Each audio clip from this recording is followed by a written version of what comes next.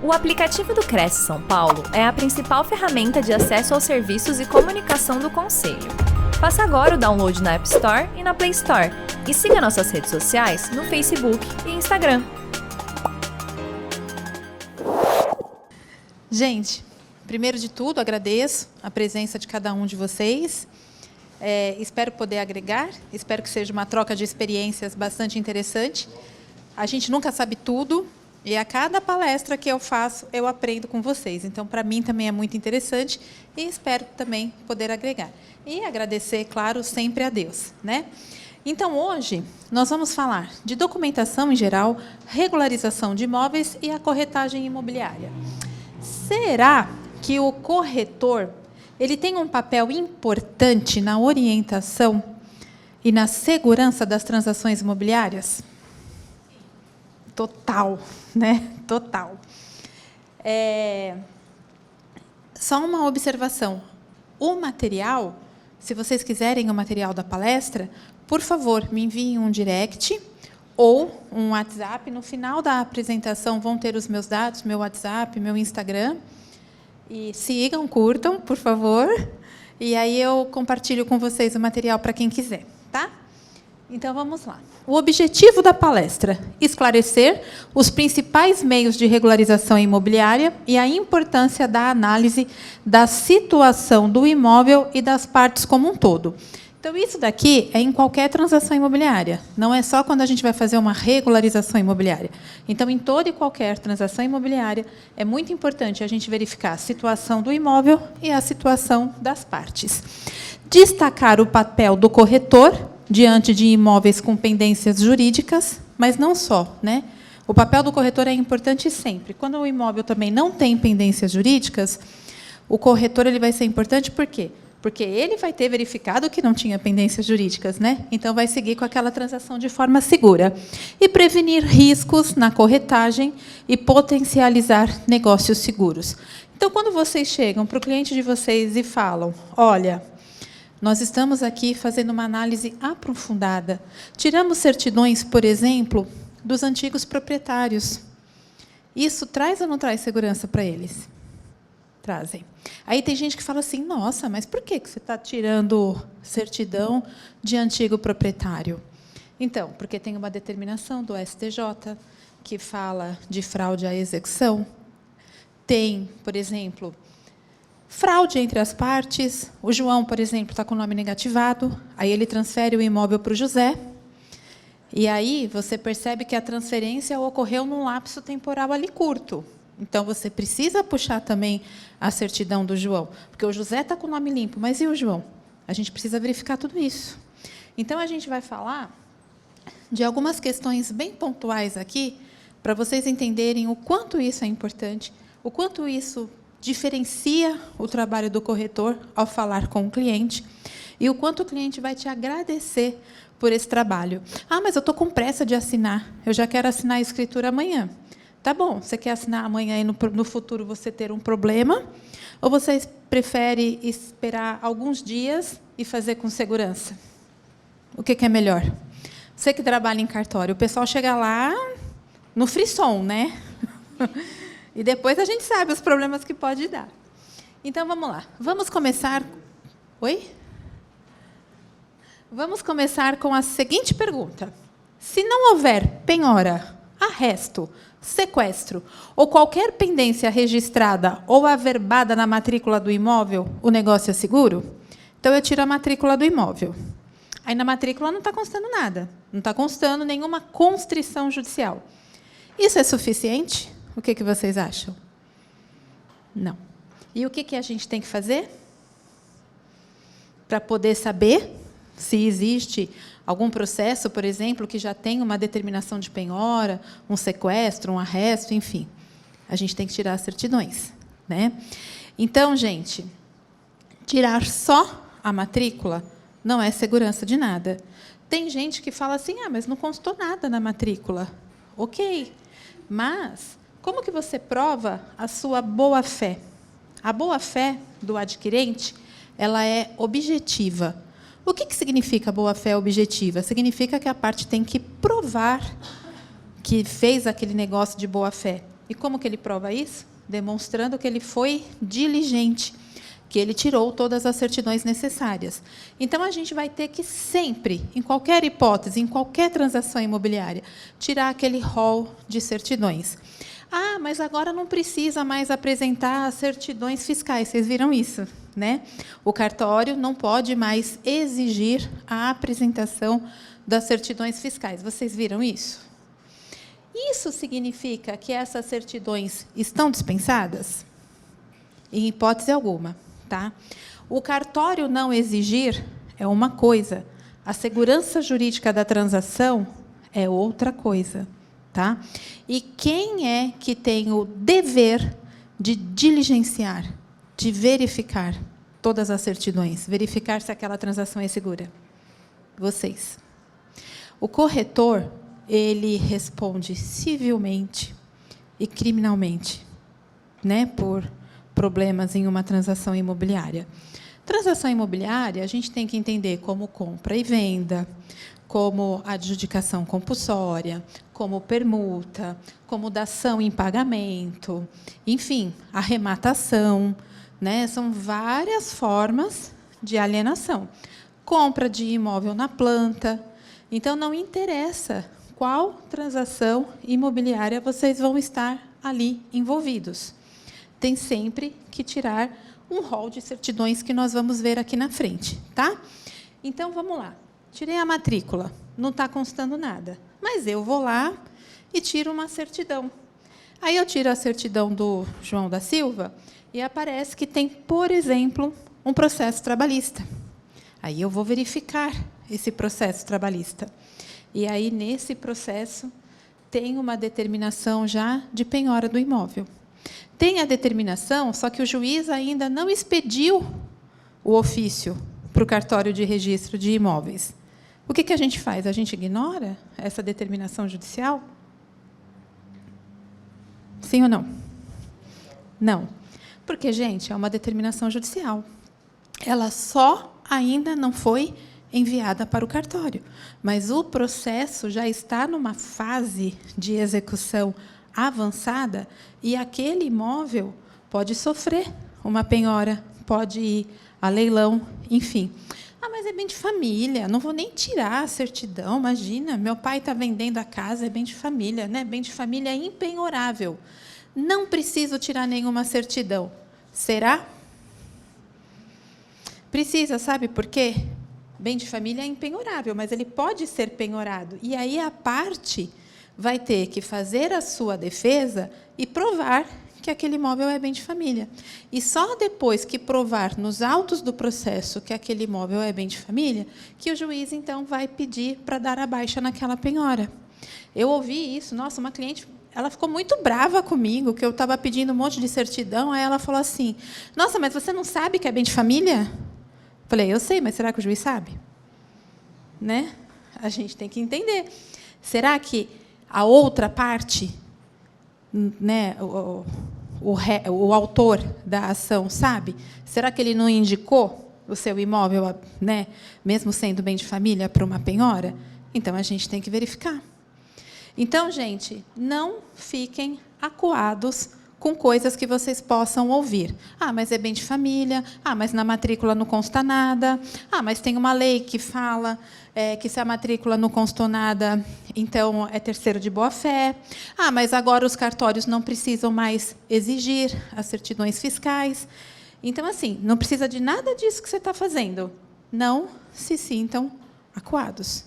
Façam o que vocês tiverem que fazer e expliquem, que é uma segurança jurídica, principalmente para quem está fazendo o negócio, porque quem compra quer segurança jurídica e quem vende depois não quer uma ação de regresso, uma ação de indenização por danos morais e até mesmo, talvez, uma ação criminal, dependendo da situação, se for comprovada ali uma fraude.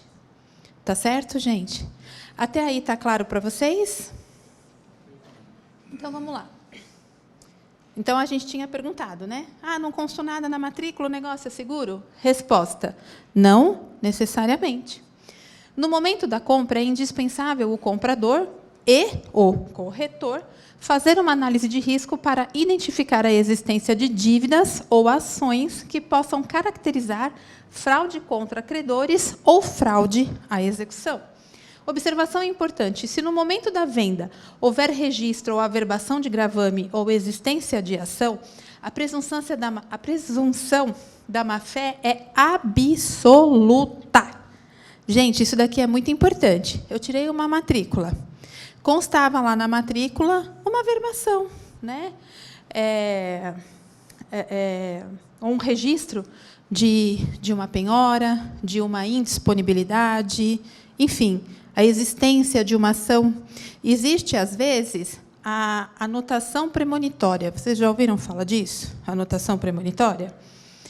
É quando eu entro com uma ação contra uma pessoa e eu peço para o juiz apenas informar o cartório de registro de imóveis sobre a existência daquela ação.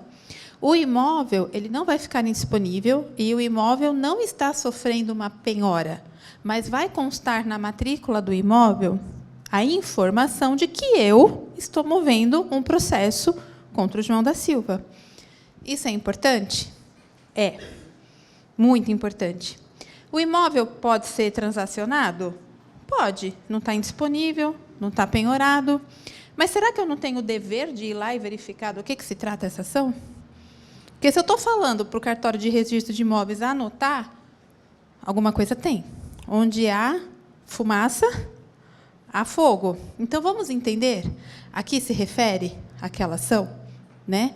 Então, isso é muito importante. E muito cuidado quando alguém chegar para vocês e falar assim: ah, tem um processo tramitando, mas o processo não tem nada a ver com o imóvel. O objeto da ação não é o imóvel. Não é.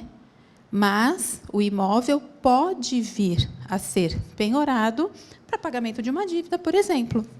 Então, vamos dar um exemplo para ficar mais fácil. Uma indenização por danos morais por um acidente de trabalho. Ou uma indenização, porque Deus me livre e guarde, eu atropelei alguém. E aí a família entra com processo contra mim. A família está pedindo uma indenização, certo? O objeto da ação é a indenização, é o atropelamento ou é o imóvel? Não tem nada a ver com o imóvel.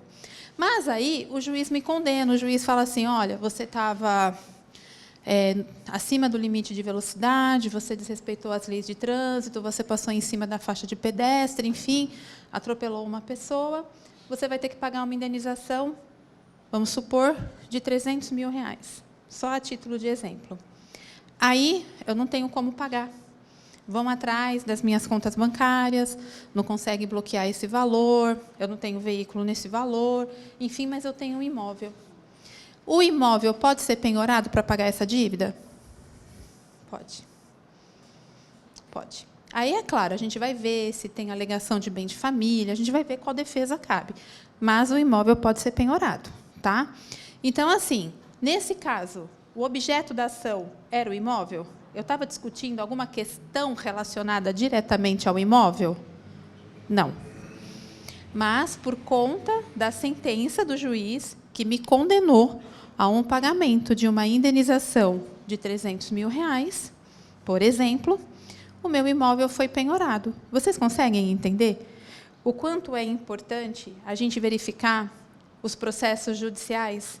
Então, assim, eu posso ter o imóvel em que eu moro e posso ter outros imóveis. O imóvel em que eu moro é bem de família, tá? E não necessariamente precisa eu morar. Pode morar meu pai, minha mãe, meu filho. E outros pode ser também? Não. Aí é assim, existe o bem de família, que é aquele reconhecido pela lei, que é aquele em que a pessoa reside, ou a sua família, ali, o seu núcleo familiar reside, e tem aquele que você constitui como bem de família. Então, eu posso chegar lá no cartório, me corrija se eu estiver errado, e falar assim: olha, eu tenho 2 imóveis, eu tenho o imóvel da rua A e da rua B. Eu quero que conste na matrícula do imóvel que o imóvel da rua B é que eu vou constituir como bem de família, não é isso? Então, essa questão de bem de família, cabe defesa? Cabe, também tem exceções, tá? Das exceções do bem de família. Existem exceções. Fiança. Eu fui fiador de alguém. Fiadora, no caso. O imóvel pode ser penhorado? Pode. Dívidas trabalhistas de funcionários domésticos, caseiro, cuidadora, enfim. Sabiam que, neste caso, o bem de família pode ser penhorado? Processo trabalhista comum? Não. Mas processo trabalhista de funcionário, de empregado doméstico, pode. Pensão alimentícia também pode penhorar bem de família. Então, existem algumas exceções previstas na própria lei. Tá? Respondendo só a sua pergunta, existe um entendimento do STJ que diz que, se o antigo proprietário tiver dívidas inscritas na dívida ativa e ele alienar o imóvel, é considerado fraude. E é considerada toda a cadeia como uma fraude. Então, A vendeu para B, que vendeu para C. Aí, A tinha uma dívida inscrita na dívida ativa. Nossa, complicado isso, né? Porque você foi lá, você tirou todas as certidões, não estava constando nada, enfim. Só que tem o prazo prescricional. Tá? Existe o prazo de 5 anos para inscrever a dívida, né, na dívida ativa, e depois que ela está inscrita, tem o prazo de 5 anos para executar. Então, a gente costuma trabalhar com 10 anos. Então, A vendeu para B no período de 10 anos. Você vai puxar as certidões de A também. A vendeu para B há 20 anos. Precisa? Não. Só que também você vai puxar as certidões fiscais. Você não vai precisar puxar certidão de feitos cíveis, trabalhistas, você vai precisar puxar as certidões fiscais municipais, estaduais e federais. Ficou claro para vocês, gente? Mas eu encontrei, puxa vida, A vendeu para B, faz 7 anos, então está dentro desse prazo de 10 anos que a gente falou aqui. Encontrei uma dívida. Qual o valor da dívida? R$1.000. Gente, dá para seguir com a negociação? O risco é baixo? Né? Mas é um valor alto. Mas tem patrimônio? Porque o que a lei fala? Vai ser considerado fraude se o devedor não tiver patrimônio suficiente para solver aquela dívida. Então, está tendo aquele imóvel ali. Mas quem é o dono da dívida tem outros bens. E aí, dá para seguir, então, com a negociação? Dá. Só que o que vocês vão fazer? Vocês vão tomar cuidado, vocês vão entrar em contato com A, vocês vão verificar se ele tem outros bens, vocês vão falar que existe essa dívida e vocês vão colocar tudo isso em contrato. O que vai dirimir eventuais disputas judiciais? É o contrato ou é a escritura? O que vocês acham? É o contrato. Porque o contrato possui dados que a escritura não possui. Muitas vezes, a escritura está dispensando a apresentação de certidões, é ou não é? É ou não é? Então, e o contrato não vai constar um monte de especificidades que a escritura não vai constar algumas especificidades que constam no contrato. Data da entrega da posse do imóvel, pagamento de IPTU atrasado, enfim, algumas questões ali. Que você puxou as certidões, do antigo proprietário. Não vai constar. Então, o contrato tem que ser muito bem elaborado. É claro que a gente tem um contrato padrão, todo mundo tem, né? Todo mundo tem um esqueleto ali que a gente segue. Mas o que a gente não pode é só trocar o nome das partes e o endereço do imóvel. A gente não pode fazer isso, porque cada caso tem uma situação, tem uma especificidade. E, às vezes, tem que fazer inventário, às vezes, tem que fazer cessão de direitos aquisitivos. Aí, você faz uma escritura de inventário com cessão de direitos aquisitivos, com compra e venda, tudo junto. Gente, é uma loucura. Então, a gente sempre precisa ir além. Ficou claro para vocês, gente? Está todo mundo compreendendo até aqui? Então, vamos lá. Certidões e documentos que não podem faltar na análise de risco imobiliário. Matrícula atualizada, claro. E a matrícula, gente, a gente não vai pegar a matrícula e verificar só lá o último proprietário. A gente vai verificar se tem uma averbação de um divórcio para fazer, se tem que averbar algum óbito, se teve óbito, se aquele inventário foi feito. Não se preocupe, doutora, o inventário já está pronto, só falta registrar. Pega esse inventário e leva para registro, porque pode ser que tenha nota devolutiva. Quer um exemplo? O imóvel, na matrícula do imóvel, consta só o terreno.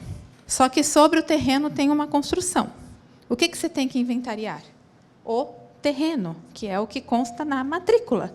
Tem muito advogado que vai lá e faz um inventário considerando a construção. Vai ter nota devolutiva? Vai. Vai. Então, às vezes, erro de cálculo de ITCMD. Tem vários motivos pelos quais o registro do inventário pode ter nota devolutiva. E não só registro de inventário, registro de divórcio também, o registro de uma carta de arrematação, uma adjudicação compulsória, uma uso capião, enfim, gente, pode ter nota devolutiva. Então, quando o cliente falar para vocês assim, na matrícula não está constando, mas não se preocupa não, está tudo certo. Estou aqui com o documento em mãos. Então, vamos fazer o seguinte, vamos lá levar para registro, que o registro é rapidinho, e aí a gente trabalha o imóvel tranquilamente. Gente, eu estou com um caso que a parte, a viúva, não está conseguindo pagar o ITCMD. Tiveram que entrar com mandado de segurança, porque a fazenda não homologou o cálculo de ITCMD que constou nos autos do inventário. Eles calcularam o ITCMD sobre o valor venal, e a fazenda está questionando, está dizendo que não é aquele valor, e a gente não consegue seguir com o registro do inventário. A venda foi feita? Foi. Foi. Só que a gente deixou constando no contrato que tinha essa pendência. E aí a gente colocou que seria dada uma entrada e que a diferença só seria paga com a regularização do inventário, com o pagamento do ITCMD e tudo mais. E que, se dentro de um X prazo a situação não for resolvida, o processo, a compra e venda será rescindida e o dinheiro do sinal será devolvido. Agora, sim, veja se a pessoa tivesse pago tudo já. Pagou, mas não levou. Olha o risco isso, gente. E, assim, o inventário finalizado, a Secretaria da Fazenda não concordou com o ITCMD recolhido. Não, a Secretaria da Fazenda tem que falar qual que é o valor que ela acha devido. Tem que pagar uma diferença, vai ter que complementar o valor do ITCMD. Então, na prática, tudo pode acontecer. Fica claro para vocês isso, gente? Então, outra coisa, né? O cliente chega para você e fala assim, olha, eu me divorciei, mas a gente não fez a partilha de bens. A gente se divorciou, mas não se preocupa, viu? Não se preocupa, que ela assina tudo. E aí? Tá tudo certo, né? Tá tudo certo. Será mesmo, gente, que ela vai assinar? Será que ela concorda com aquela venda? Né? Eu já vi... Gente, eu vi um caso que o marido vendeu o imóvel, mas daí não era caso de divórcio, divorciou depois, né, por causa da situação. O marido vendeu o imóvel sem a anuência da esposa. Foi lá e vendeu. Quando foi registrar, aí fizeram um contrato particular, fizeram o famoso contrato de gaveta. E quem comprou foi pagando parcelado. Quando chegou no término do parcelamento, vamos fazer a escritura. Aí a esposa falou assim, ué, mas eu não autorizei essa venda? Eu não vou vender o imóvel. E aí, como é que se resolve isso? Tem que rescindir o contrato, tem que devolver o valor recebido, devidamente atualizado. Olha a confusão. Se eu fosse ela, eu me divorciava. Então, gente, a gente tem que ver, inclusive, quem assina, tá, a compra e venda. Quem assina como vendedor, quem assina como anuente. A falta de anuência é um problema? É também. Tá? Mas não é parte, mas tem que anuir. Mas por que tem que anuir? Porque está na lei, e lei é lei. Tá? Por exemplo, eu comprei um imóvel antes de me casar. Aí eu casei. Aí eu vou vender esse imóvel. O imóvel é só bem, é considerado bem particular, porque estava quitado, quando eu casei era só meu. O meu cônjuge precisa anuir? Precisa. Mas por quê? Porque está na lei. Ah, mas se vocês se divorciarem, ele não tem direito. No divórcio, não. Mas numa sucessão, talvez, porque as regras de um divórcio não são as mesmas regras de um inventário de uma sucessão. Então, não adianta querer, não precisa, porque é bem particular. Tem que anuir. Tá? Isso não torna o negócio nulo, mas torna o negócio anulável. Então, a gente tem que tomar muito cuidado. Está ficando claro para vocês, gente? Então, vocês percebem o quanto é importante o corretor de imóveis ter acesso a essas informações? O quanto é importante vocês orientarem o cliente de vocês? O quanto é importante o cliente de vocês se sentirem seguros com a orientação que vocês estão passando? Não faz diferença? Né? Por exemplo, mas é bem particular, eu comprei antes de casar. Então, mas a sua esposa precisa assinar. Mas não é esposa, é só companheira. Então, tem que assinar. Né? Por quê? Porque união estável gera efeitos patrimoniais. Tá? Outra coisa, vamos aproveitar. A pessoa vive em união estável, mas finge que não existe. Na hora de comprar, vender, ela é sozinha no mundo. Né? Aí, se ela declarar que ela é solteira, o risco é dela. Então, façam constar no contrato e na escritura que o João da Silva declara que não solteiro e declara que não convive em união estável. Quem está declarando é ele. Então, tomem cuidado. Não vão também sempre acreditando em tudo, não. Gente, eu tive um caso que a mulher se apresentou como empregada e ela era companheira. O que o cara fez, eu não sei. Porque eu jamais aceitaria uma situação dessa. Né? Ela sentou na mesa de negociação da imobiliária que eu presto serviços. E a senhora, quem é? Eu sou empregada. Eu achei estranho, né? Falei, mas empregada acompanhar uma transação imobiliária? Né? Que empregada ativa, né? Proativa, enfim. Falei, tem alguma coisa errada nisso daí. Aí eu fui investigar. Ela era companheira. Eu não sei o que ele falou para ela. Não sei se é relacionamento tóxico, também não me interessa, né? Não sei. Mas aí eu falei, não, ela tem que assinar o contrato. E ela assinou. Aí, coitada, começou, né? Sessão de terapia. Porque eu cuido do monte de gato, porque ele não me dá valor. Coitada. Então, né? Mas assim, independente dos problemas pessoais ali que eles têm, a gente tem que fazer o nosso papel. Então, vocês concordam que não é muito estranho uma empregada acompanhar o proprietário numa transação imobiliária? Então, às vezes, gente, a gente tem sinais. A gente tem sinais de que tem alguma coisa errada ali. Fotos em redes sociais, vocês costumam olhar? É importante. Né? Sou solteiro, mas aparece lá todo final de semana com uma pessoa. Né? Aí você vai ver, não é bem a namorada, é a companheira. Então, a gente tem que tomar muito cuidado com toda essa análise. Tá? Oi? Então, vamos lá. Matrícula atualizada, certidão de quitação fiscal imobiliária, declaração de quitação condominial. Gente, deixa eu aproveitar esse item aqui e fazer uma observação. Quando a gente está transacionando um imóvel que está localizado em um condomínio, seja condomínio edilício ou esses condomínios verticais, a gente precisa tirar as certidões do condomínio? Precisa. Mas o condomínio, ele é um terceiro. Né? A unidade condominial pertence a João, João está vendendo para José. Precisa da certidão do condomínio? Precisa. Vou dar um exemplo, que está acontecendo exatamente nesse momento comigo. A imobiliária fez a transação, puxou a certidão de todo mundo, foi lá, não puxou a certidão do condomínio. O condomínio tinha 2 processos da ex-advogada. Porque lidar com advogado, gente, vou falar um negócio, viu? Sejam amigos de advogado. Não, brincadeiras à parte. A ex-advogada cuidava de tudo para o condomínio. Ela cobrava condomínio atrasado, taxas condominiais atrasadas.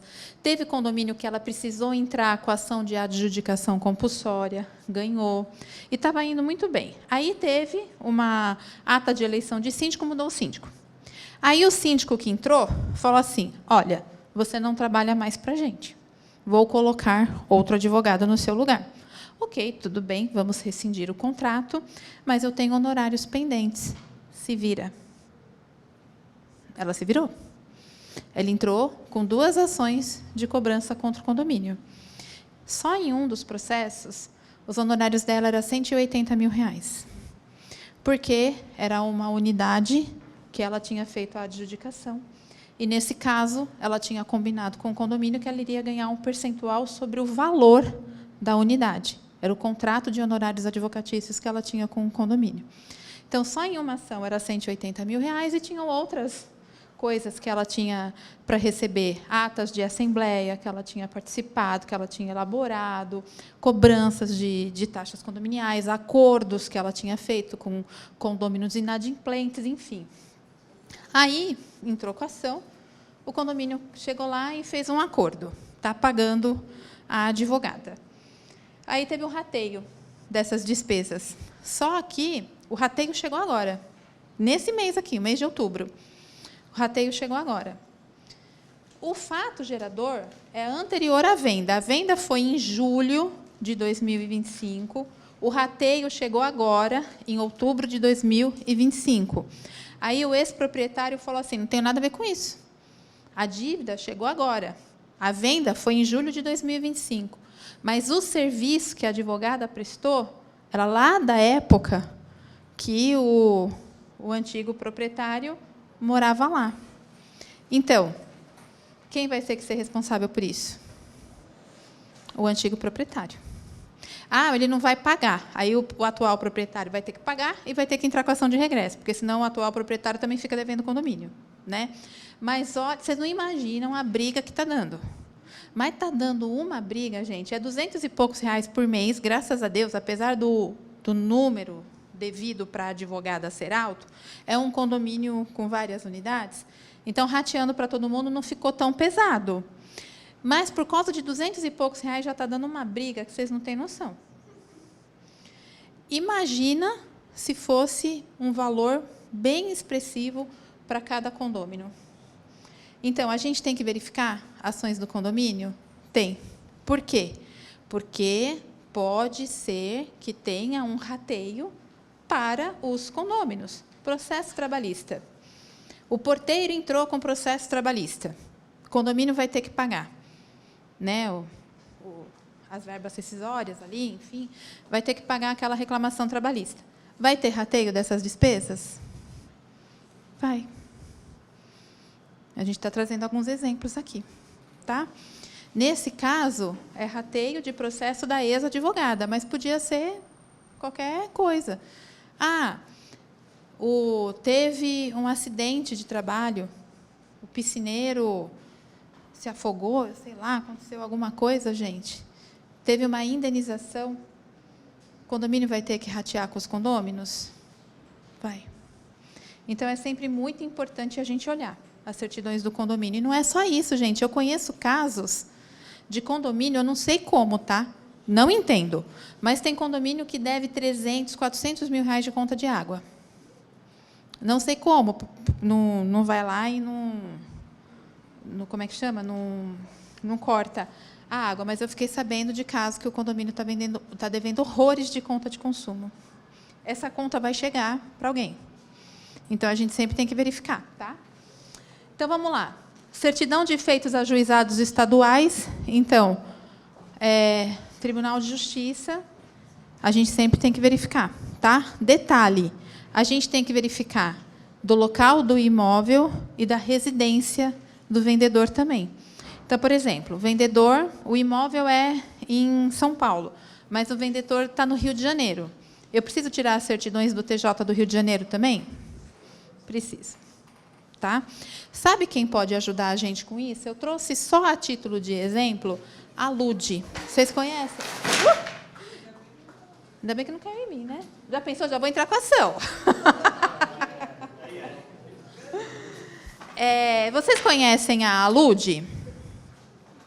A Alude, não é só a Alude, tem várias outras empresas, Jusfa, enfim, tem várias empresas que fazem pesquisas no Brasil todo de processos cíveis, processos da Justiça Federal, processos trabalhistas, processos criminais, enfim. Então, você pega, coloca lá o CPF do José da Silva, e a Alude, a Jusfa e outras empresas aí do mercado, eles puxam se aquela pessoa tem algum processo fora de São Paulo, por exemplo. Isso é muito importante, porque a gente precisa verificar aquele processo fora de São Paulo. Porque aquele processo fora de São Paulo pode ser um problema naquela transação imobiliária. Então, fica a dica aqui. Sempre pesquisem nessas empresas que fazem esse tipo de busca o CPF do vendedor, dos vendedores, da esposa, enfim. Ah, mas são 8 irmãos, todos são casados. Vou ter que puxar de todo mundo? Vai. Você prefere falar para o teu cliente gastar um pouquinho mais numa pesquisa, ou você prefere um dia mais tarde chegar para ele e falar, então, você vai perder o imóvel? O que é melhor? Então, tem gente que reclama, né? Nossa, mas eu vou ter que pagar. Olha, a gente está fazendo isso para trazer segurança para você. Porque se ele tiver um processo lá no Acre, a gente vai ficar sabendo. E aí você vai seguir tranquilamente com a sua negociação. Está ficando claro para vocês, gente? Podemos seguir, então? Então, certidão de feitos ajuizados estaduais, certidão de feitos trabalhistas, certidão negativa de débitos trabalhistas, certidões da Justiça Federal, certidão fiscal dos 3 entes, ou seja, tributos municipais, estaduais e federal, certidões de protestos de títulos. E essas certidões são sempre essenciais. Ah, mas é protesto, não existe ainda uma ação. Outro dia eu peguei uma certidão de protesto, o protesto era de 400 e poucos mil reais. Sabe qual a chance desse protesto virar uma ação? Alta. Então, a gente tem que verificar certinho se aquele protesto não é processo ainda, realmente. Aquele protesto não vai gerar nenhuma constrição na matrícula do imóvel, mas a gente tem que entender do que se trata, para ver se realmente dá para seguir. Tá? Vamos lá. Por que emitir certidões fiscais na venda de imóveis? Vocês sabem? Ah, mas eu preciso puxar as certidões de tributos?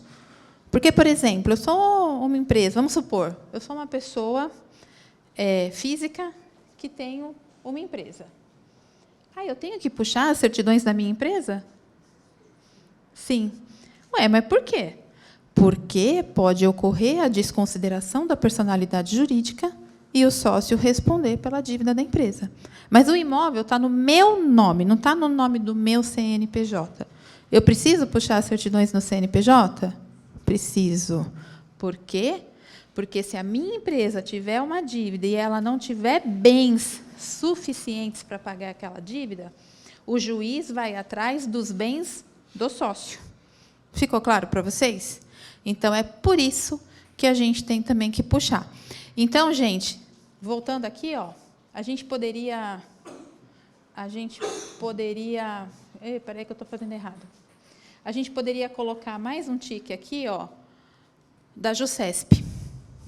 Pesquisar empresas no nome dos vendedores. Isso é muito importante. E aí, se os vendedores têm ou tiveram um CNPJ, tem que pesquisar. Mas o CNPJ já foi baixado. Ok. CNPJ baixado significa que não tem processo? Significa que não tem dívida? Eu posso ter um CNPJ baixado e ter um processo contra esse CNPJ que já está baixado na Receita Federal. Certo? Eu posso ter um CNPJ baixado e esse CNPJ está devendo tributos. Ah, mas vai para o sócio. Pode não ter ido ainda. Então, a gente tem que verificar. Está ficando claro para vocês, gente?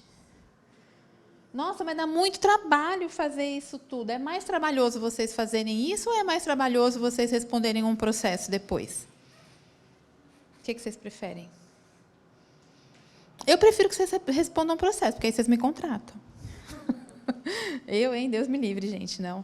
A gente tem que atuar no preventivo. O preventivo é sempre a melhor forma da gente atuar, da gente trabalhar. Eu prefiro fazer parcerias e a gente trabalhar com transações seguras, ao invés de ter que advogar para vocês, porque vocês estão com problemas. Então, foi uma brincadeira aqui, mas é claro que a gente prefere trabalhar com segurança, né? Então, vamos lá. Espera aí que vamos lá. Então, a gente estava aqui, né? Por que emitir certidões fiscais? As certidões fiscais são emitidas pelos entes municipais, estadual e federal e visam atestar regularidade fiscal do vendedor. Existem 3 tipos: certidão negativa de débito, certidão positiva de débito e certidão positiva com efeitos de negativa. Mas por que emiti-las? Porque está na lei. O artigo 185 do Código Tributário Nacional estabelece que presume-se fraudulenta a venda de bens quando há a existência de débito fiscal inscrito em dívida ativa. Lembra que a gente já falou sobre isso aqui? Que até você perguntou a questão do prazo. Então, está na lei, gente. A gente tem que verificar o valor da dívida, se o devedor tem patrimônio suficiente para solver aquela dívida. Tem que fazer, tá? Só não haverá fraude se o vendedor tiver bens suficientes para garantir o pagamento do débito, ou seja, se for solvente. Aí vem outra pergunta: como que vocês fazem quando tem uma certidão positiva com efeitos de negativa? Como é que vocês costumam fazer? Tá tudo certo. Vamos embora. A certidão é positiva com efeitos de negativa. Vamos seguir com a negociação. É assim que vocês fazem? O que a gente tem que fazer? A gente tem que pedir relatório fiscal. Por quê? Eu posso ter ido lá e ter parcelado uma dívida só para conseguir a certidão positiva com efeitos de negativa. A minha dívida, sei lá, é 500 mil, eu paguei uma parcela. Quem vai garantir que eu vou pagar o resto? Então, a gente tem que pedir o relatório fiscal. Peçam. Chega para o cliente e fala assim: você vai entrar em contato com a sua contabilidade e você vai me apresentar um relatório fiscal.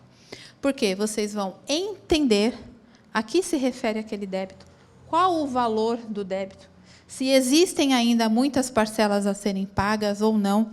Já aconteceu de apresentar lá o relatório e ser uma dívida de R$100, gente. Poxa, nossa, vou travar a negociação? Claro que não. Mas já aconteceu de ser de valor muito expressivo e da parte ter feito a negociação só para conseguir aquela certidão. E aí, o que você faz? Ou você desconta o valor da negociação, ou você não anda com aquela negociação, porque o risco é alto. Ficou claro para vocês? Então, vamos lá. Pergunta que não quer calar. Quando tiver uma certidão positiva com efeitos de negativo, o que vocês vão fazer? Pedir relatório fiscal. É fundamental. Ficou claro para vocês? Podemos seguir? Isso aqui eu vou pedir para vocês lerem comigo. Vocês topam? Então, vamos lá. 5 dicas ao analisar o risco imobiliário. Primeiro, identifique com precisão as pessoas a serem pesquisadas. Estado civil, se é casado, divorciado, viúvo, enfim. Se tem união estável, o regime de bens e a cidade de residência. Por que a cidade de residência importa? Quer um exemplo? TRT São Paulo é um, TRT Campinas é outro. Por exemplo, a pessoa mora em São Paulo, mas o imóvel é Campinas. Eu tenho que puxar a certidão tanto de São Paulo, do TRT São Paulo, quanto do TRT Campinas. Então, a gente precisa entender se é só um tribunal de justiça, se é só um tribunal regional do trabalho que eu preciso puxar as certidões. Então, o local da residência é muito importante. E, novamente, essas empresas que fazem busca de processos no Brasil todo nos ajudam bastante. A LUD, JusFaz, como exemplo. Tá? Vamos lá, vamos ler. Emita certidões. Vocês já entenderam o porquê? Podemos seguir? Além de analisar as certidões, a ALUD é uma excelente opção. Gente, a ALUD nem sabe que eu existo, tá? Eu não ganho comissão nenhuma. É porque eu realmente acho interessante esse sistema. E eu estou trazendo como exemplo. Vocês podem utilizar qualquer empresa que fazem buscas no Brasil todo para vocês, tá? Analise a matrícula sempre acompanhada do espelho do IPTU, pois o cadastro municipal deve estar alinhado com a matrícula. Tomem cuidado. Às vezes, lá no IPTU, consta lá uma metragem, na matrícula consta outra metragem. Às vezes, no IPTU, consta uma construção, na matrícula não consta. Então, isso tudo tem que ser muito bem negociado na hora ali da compra e venda, tem que constar em contrato, que a parte tem ciência, que o imóvel não está averbado, que poderá averbar no futuro as suas expensas. Enfim, a gente tem que deixar tudo muito bem amarrado no contrato, tá bom? Certo? E, se o imóvel estiver localizado em um condomínio, emita certidões de feitos ajuizados também do condomínio. A gente também já falou isso aqui. Então, gente, essas 5 regrinhas aqui, ó, vocês devem ter como roteiro todas as vezes que vocês forem fazer uma transação imobiliária. Está claro para vocês? Vamos lá. Registro e averbação. Com certeza, vocês já pegaram uma matrícula que consta lá, R1, AV5. Aí o cliente chega para vocês e fala assim, mas o que significa isso aqui? Às vezes, tem corretor que não sabe. Então, eu trouxe essa informação, porque quando a gente mostra para o cliente que a gente conhece, a gente sempre passa mais segurança, né? Então, vocês sabem qual que é a diferença de registro e averbação? Registro é tudo que transfere propriedade. E a averbação são coisas que dizem respeito ao imóvel e não ao proprietário do imóvel. Então, transferiu a propriedade. Inventário, transfere a propriedade? Transfere. O João morreu, passou para os filhos dele. É registro do inventário. Então, inventário, transfere a propriedade? Transfere. Compra e venda, transfere a propriedade? Arrematação, permuta, dação em pagamento, tudo que transfere a propriedade é registro. Tudo que diz respeito ao imóvel, alteração do número da casa, alteração do nome da rua, alteração de metragem, alteração de estado civil. Imagina o imóvel da Gretchen. Gretchen, Fábio Júnior, né? Alteração de estado civil. Isso tudo diz respeito ao imóvel ou ao dono do imóvel? Aí, se diz respeito ao imóvel, metragem, alteração de rua, nome de rua, número de casa, enfim, é averbação. Alteração de estado civil do proprietário, averbação. Alterou propriedade, saiu de A, foi para B, registro. Ficou claro, gente? Então, registro, ato que transfere oficialmente a propriedade. Escritura registrada, proprietário reconhecido legalmente, inventário, carta de arrematação, etc. Averbação, atualizações na matrícula do imóvel, como construção, demolição, casamento, divórcio. Consulte sempre a matrícula atualizada. Gente, aí é assim, ó. Às vezes consta, a pessoa se divorciou, casou de novo, está tudo certo a vida dela. Só que não está constando na matrícula do imóvel o divórcio que ela fez, não está constando o novo casamento. Vai ter que atualizar essa matrícula? Vai. Tá? Então, às vezes atrasa um pouquinho o processo, porque às vezes, gente, eu já peguei caso do divórcio ser tão antigo que teve que desarquivar o divórcio, as partes não tinham mais a sentença de homologação do divórcio. O divórcio era naquela época que o processo não era eletrônico, era processo físico. Teve que desarquivar e demorou. Então, nem sempre é uma coisa simples. Às vezes, a pessoa não consegue só pegar o documento e ir direto lá no cartório e averbar. Às vezes, o buraco é mais embaixo. Então, tudo isso a gente tem que verificar. E aí a gente tem que falar para as partes, olha, a gente está regularizando, mas pode ser que demore um pouquinho, porque vai ter que desarquivar o processo, enfim. Tá bom, gente? Pré-notação. Vocês sabem o que é uma pré-notação? Ó, eu preciso, por exemplo, averbar um divórcio. Eu vou lá no cartório e vou pedir a averbação. O que o divórcio vai fazer? O que o cartório vai fazer? Ele vai me dar um documento com um protocolo, certo? E vai ter um prazo para ele cumprir aquela averbação, certo? Esse documento, com esse protocolo, enfim, até o cartório ir lá e cumprir a determinação que ele tem que cumprir, chama-se pré-notação. Por que isso é importante? Porque eu posso estar transacionando um imóvel que tem uma pré-notação que eu não estou sabendo. Então, vou trazer um exemplo prático para vocês. Era um loteamento. E tinham vários corretores trabalhando nesse loteamento. Aí, um corretor vendeu 2 lotes para a mesma cliente, lote 1 e 2. Só que ele não tinha dado baixa lá no sistema lá do loteamento, que ele vendeu o lote 1 e 2. Outra corretora foi e vendeu o lote 1, porque até então estava constando como livre. Quando a gente pediu a pré-notação, estava lá que um dos lotes já tinha sido vendido, porque a pessoa comprou 2 lotes, um do lado do outro. Graças a Deus, foi uma solução feliz, porque o loteamento assumiu o erro e deu um imóvel melhor ainda para a minha cliente, um imóvel melhor localizado pelo mesmo valor. Então, ela ficou feliz da vida. Mas isso aqui poderia ter dado um problemão, porque a gente poderia ter feito uma negociação, ela poderia ter pago por um lote que já tinha sido vendido para outra pessoa. E como que a gente enxerga isso? Quando a gente pede a matrícula atualizada. Aquela visualização de matrícula não consta pré-notação.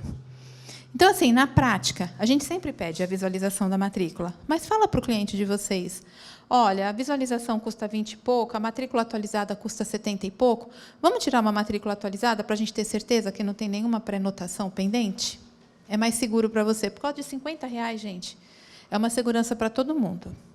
Então, eu trago essa dica aqui, porque eu já vi pré-notação pendente e que depois deu problema na negociação. Ficou claro para vocês? Você sabe bem isso, né? Então, gente, ó, tem cada caso que a gente fica sabendo que a gente precisa olhar direitinho, tá? Então, a gente está trazendo dicas aqui que fazem total diferença no dia a dia de vocês como corretores. Vocês estão percebendo isso? Então, vamos continuar. Uso capião judicial. Lembra que a gente falou no início da palestra que a gente ia falar das principais formas de regularização do imóvel? Eu não vou dar uma aula aqui sobre o uso capião judicial, extrajudicial, não vou falar as modalidades de uso capião, não vou falar de adjudicação compulsória, eu vou citar esse exemplo para vocês, porque vocês precisam saber. Então, por exemplo, quando a gente faz uma cessão de direitos possessórios, né, eu não sou a proprietária do imóvel, eu tenho a posse do imóvel. Eu vou fazer um contrato de compra e venda ou eu vou fazer um contrato de cessão de direitos possessórios? Cessão de direitos possessórios. Mas a minha posse, ela pode ser regularizada depois? Quem está adquirindo essa posse lá na frente vai poder regularizar esse imóvel? Será que a uso capião vai dar certo? Então, a gente precisa verificar quanto tempo de posse, se é posse mansa e pacífica, quais documentos aquela pessoa tem para comprovar a posse. Porque, às vezes, chega e fala assim, não, está tudo certo. Esse imóvel já era do meu avô, aí passou para o meu pai, aí agora sou eu que estou lá. Então, você paga IPTU? Nunca paguei. Não tem IPTU, não. Você paga contas de consumo? Não, é tudo gato. Vocês viram isso, gente? Mas como é que foi a posse? Invadimos. Então, a gente tem que tomar cuidado e verificar direitinho se aquela posse depois pode ser regularizada. Porque eu estou adquirindo a posse, mas lá no futuro eu posso querer regularizar. Eu posso querer transformar essa posse em propriedade. Então, eu preciso saber se a minha uso capião vai dar certo. Então, a gente tem que verificar direitinho a documentação. Tá? Aí tem a uso capião extrajudicial, que é aquela feita diretamente no cartório de registro de imóveis. A adjudicação compulsória, quando o vendedor não outorga a escritura. Aí o comprador entra com uma ação para transferir o imóvel. Então, por exemplo, promessa de compra e venda paga, mas o vendedor some. Acontece isso. Ou, às vezes, falece.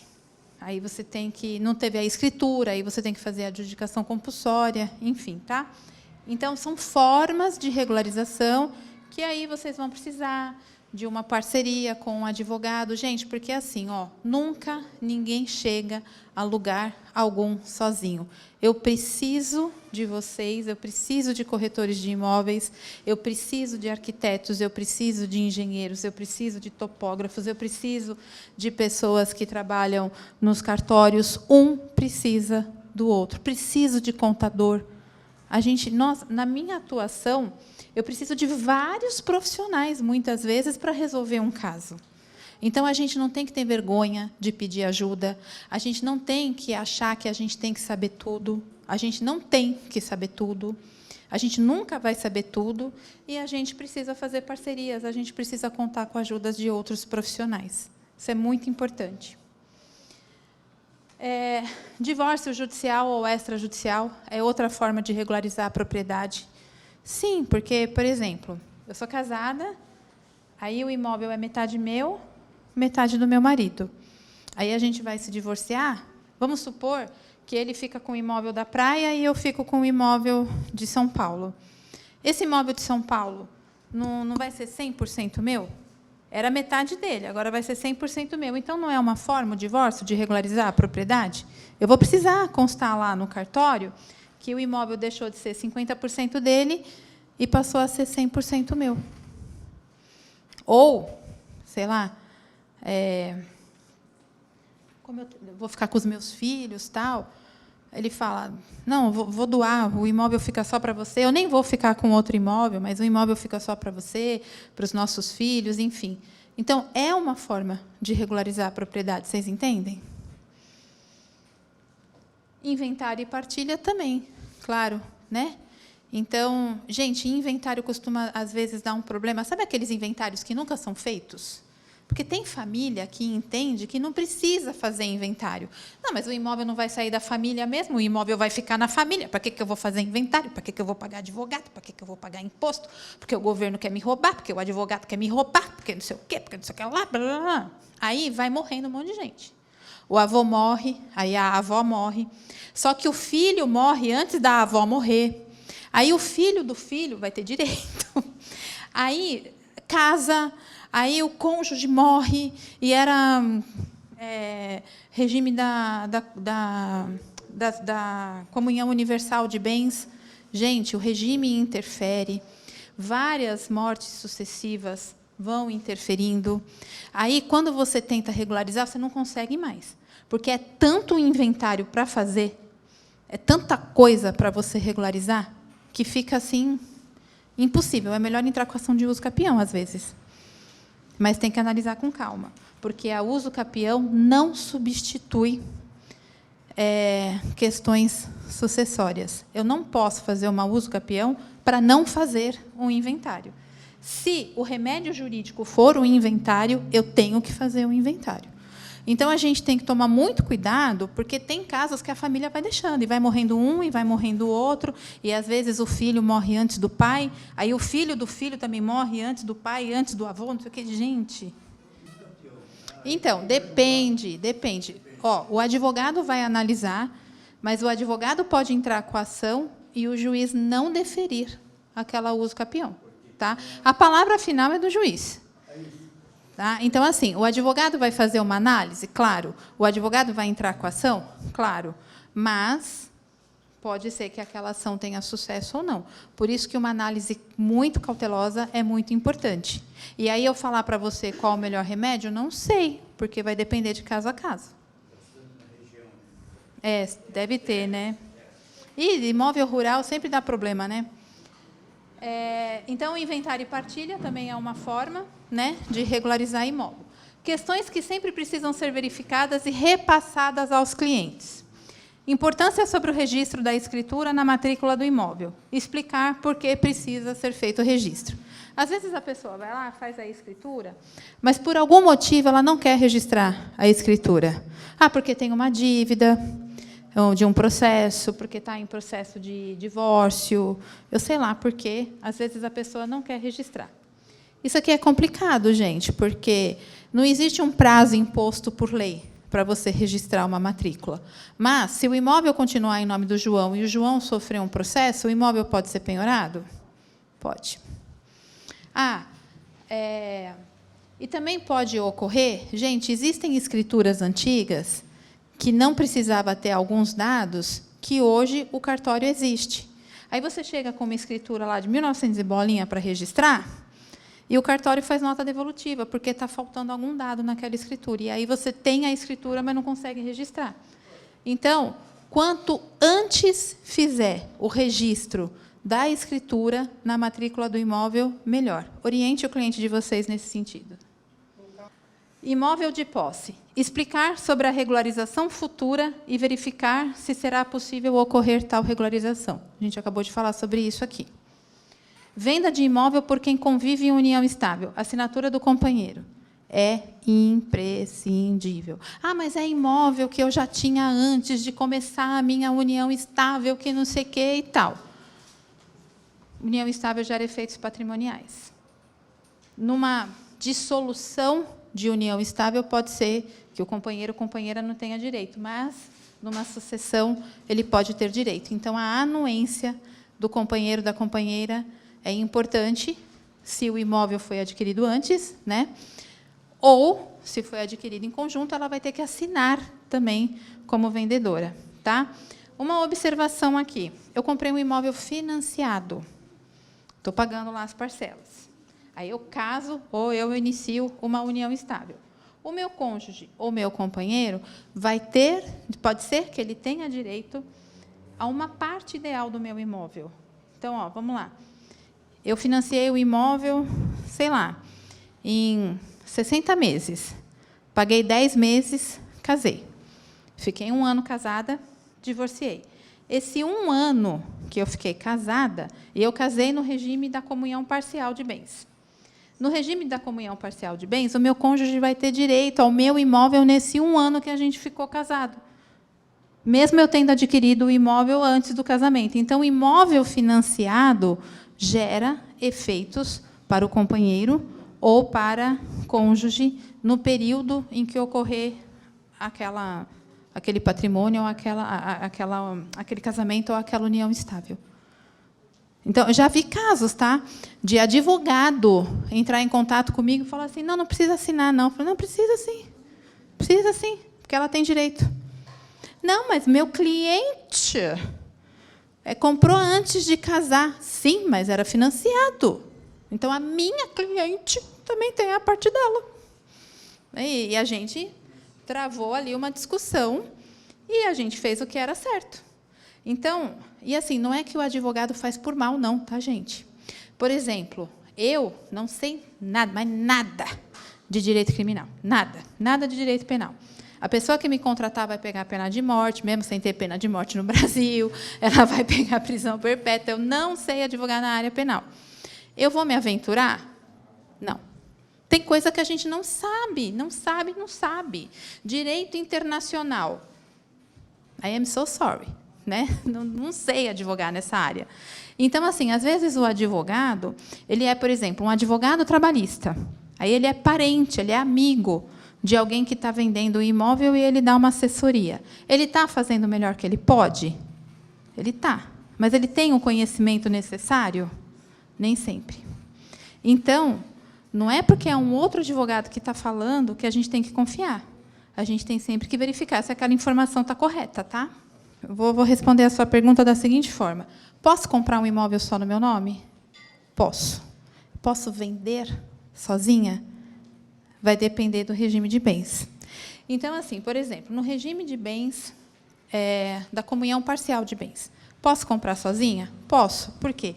Porque o patrimônio vai se comunicar automaticamente com o meu cônjuge ou com o meu companheiro. Então, está só no meu nome.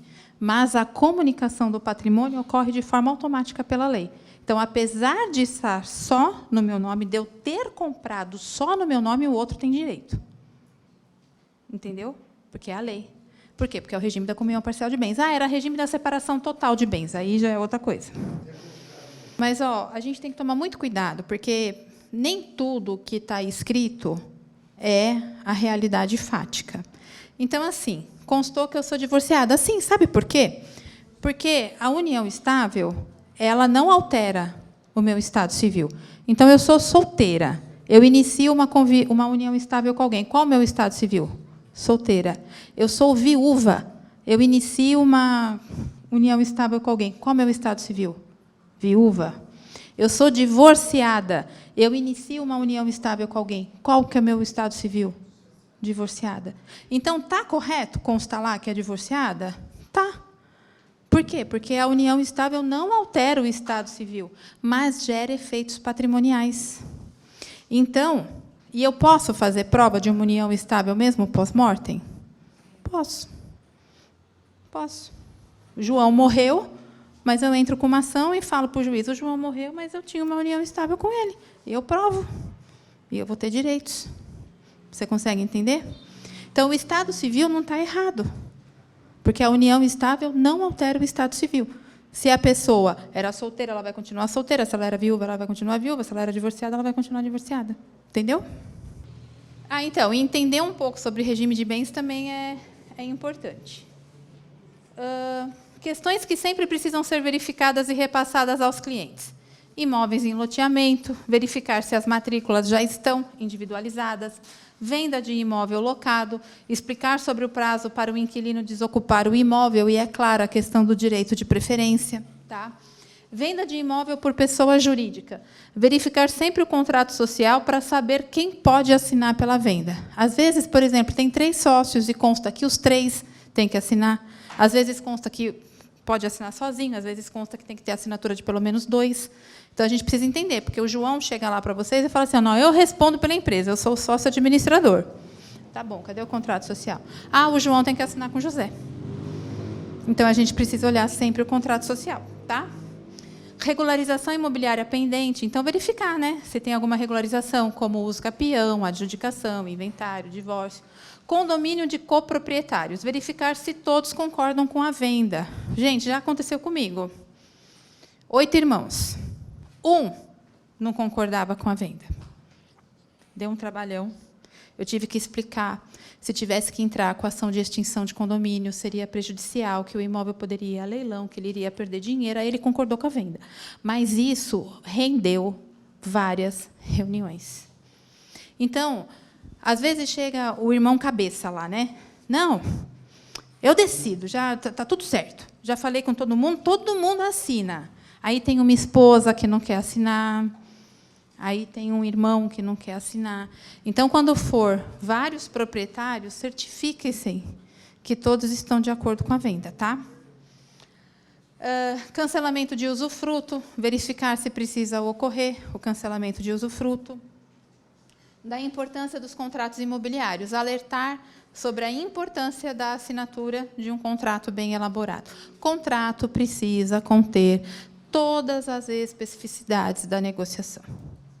Não é trocar nome e endereço do imóvel. Não é. Bom, papel do corretor. Orientar o cliente.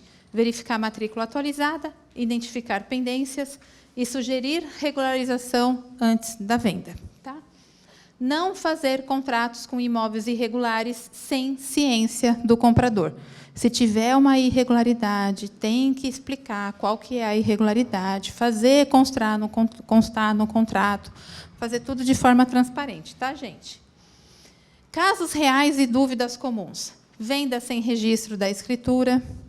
Então, a escritura está pendente de registro. Não, vamos seguir. Aí, assim, quem está lá como proprietário registral, transfere direto para o nome de quem está comprando agora. Isso aqui pode dar problema, então a gente tem que verificar sempre tudo certinho. Imóvel com partilha não finalizada. Imóvel com inventário não registrado. Lembra que eu falei? Que tem um inventário que não está conseguindo registrar de jeito nenhum, porque está dando problema no ITCMD.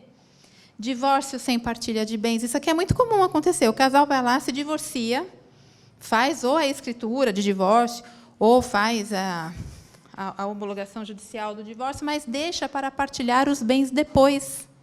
Isso aqui dá problema, porque, inclusive, há prazo prescricional para poder fazer partilha de bens, o prazo de 10 anos. Então, não é tão simples assim. A gente tem que verificar se não tem que fazer a partilha para poder fazer a venda daquele imóvel. Posse prolongada sem regularização da propriedade, que, no caso, pode ser, talvez, que caiba uma uso capião. Averbações pendentes, baixa de alienação fiduciária. Isso aqui ocorre direto. Fui lá, fiz um financiamento com a Caixa Econômica, por exemplo, paguei, mas eu ainda não tenho a baixa da alienação fiduciária. O que primeiro eu tenho que fazer? Pegar essa baixa, ir lá, cancelar a alienação fiduciária na matrícula do imóvel. Aí, às vezes, a pessoa descobre que tinha ainda uma parcela que ia vencer, que não sei o quê. Às vezes acontece, gente. E aí a pessoa fica pé da vida porque ainda tem um valor pendente para pagar. Pois é, mas vai ter que pagar, porque senão não vai conseguir regularizar. Espaço para dúvidas. Existem algumas dúvidas ainda que vocês querem tirar? Ou a gente já foi falando no decorrer?